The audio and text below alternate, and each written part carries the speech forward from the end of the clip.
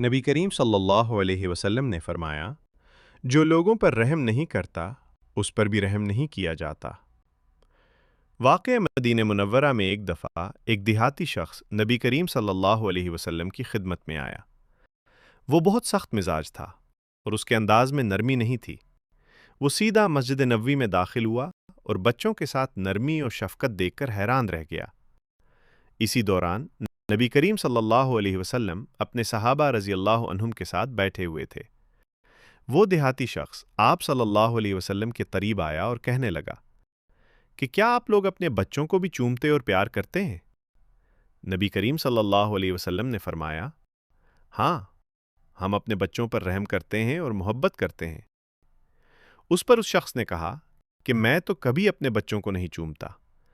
اس کے لہجے میں سختی تھی۔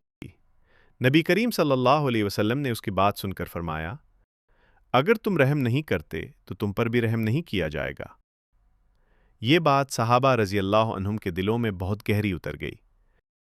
اس واقعے کے بعد صحابہ نے سمجھ لیا کہ اسلام میں سختی نہیں بلکہ نرمی، شفقت اور رحم اصل ایمان کی نشانی ہے۔ اس شخص نے بھی نبی صلی اللہ علیہ وسلم کی یہ نصیحت سن کر اپنے رویے پر غور کیا اور آہستہ آہستہ اس کے دل میں نرمی پیدا ہونے لگی۔ نبی کریم صلی اللہ علیہ وسلم نے فرمایا، مسلمان وہ ہے جس کی زبان اور ہاتھ سے دوسرے مسلمان محفوظ رہیں۔ واقعی یہ حدیث دراصل نبی کریم صلی اللہ علیہ وسلم کی عام تعلیمات اور صحابہ کرام رضی اللہ عنہم کی تربیت کے دوران بیان ہوئی۔ عرب معاشرے میں اس وقت لوگوں میں غیبت، لڑائی جھگڑا اور ایک دوسرے کو تکلیف دینا عام تھا۔ اسلام نے آ کر ان سب چیزوں کو ختم کرنے کی تعلیم دی۔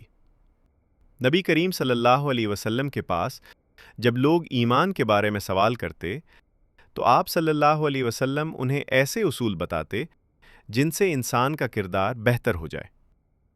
اسی تعلیم کے مطابق آپ صلی اللہ علیہ وسلم نے فرمایا کہ اصل مسلمان وہ ہے جس سے دوسرے لوگ محفوظ رہیں، یعنی نہ اس کی زبان سے کسی کو تکلیف ہو اور نہ اس کے عمل سے۔ صحابہ کرام نے اس تعلیم کو فوراً اپنی زندگی کا حصہ بنایا۔ وہ اپنی زبان اور ہاتھ کو دوسروں کو نقصان پہنچانے سے روکتے تھے اور ہر مسلمان کی عزت و حفاظت کا خیال رکھتے تھے۔ نبی کریم صلی اللہ علیہ وسلم نے فرمایا، تم میں سے کوئی شخص اس وقت تک کامل مومن نہیں ہو سکتا جب تک وہ اپنے بھائی کے لیے وہی چیز پسند نہ کرے جو اپنے لیے پسند کرتا ہے۔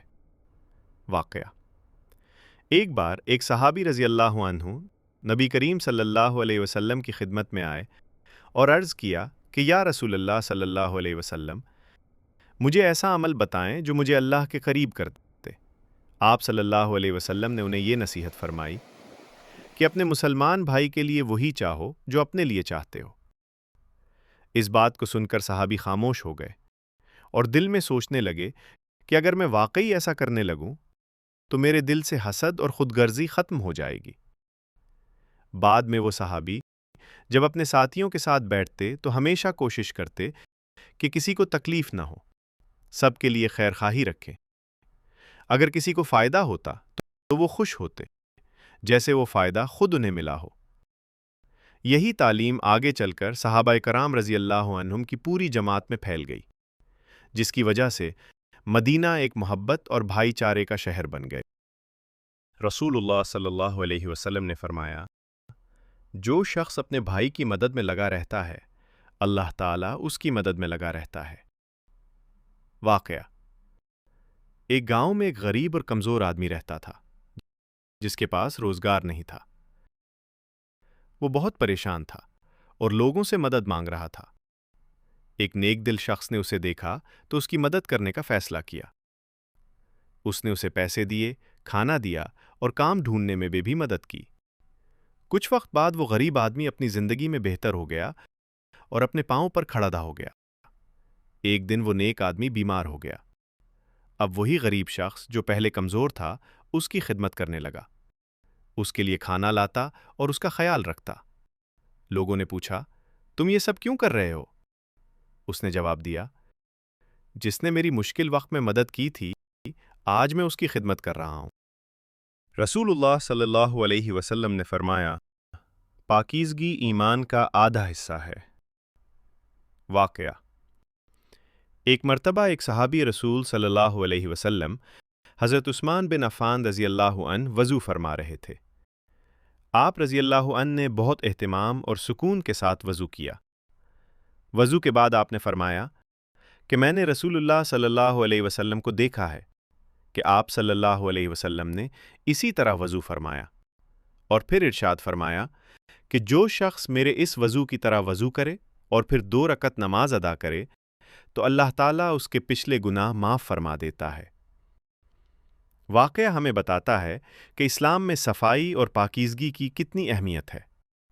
صرف جسم کی صفائی ہی نہیں، بلکہ دل کو حسد، تکبر اور برے خیالات سے پاک رکھنا بھی ایمان کا حصہ ہے۔ ایک مسلمان کو چاہیے کہ وہ اپنے ظاہر اور باطن دونوں کو پاک رکھنے کی کوشش کرے۔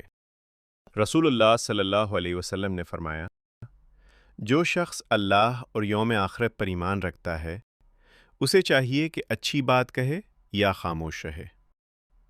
واقعہ: ایک مرتبہ ایک شخص نے نبی کریم صلی اللہ علیہ وسلم سے عرض کیا کہ مجھے کوئی ایسی نصیحت فرمائیں جس پر میں عمل کر سکوں۔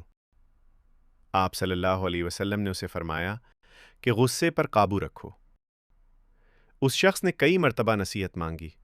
ہر بار نبی کریم صلی اللہ علیہ وسلم نے یہی فرمایا کہ غصہ نہ کرو، کیونکہ غصے میں انسان ایسی بات کہہ دیتا ہے جو دوسروں کے دل کو تکلیف دیتی ہے اور بعد میں شرمندگی ہوتی ہے۔ اس حدیث سے ہمیں یہ سبق ملتا ہے کہ ہماری زبان بہت قیمتی ہے۔ ہمیں چاہیے کہ ہمیشہ نرم، سچی اور اچھی بات کریں، کسی کو تکلیف دینے والی بات سے بچیں اور خاموشی کو بھی ایک نیکی سمجھیں۔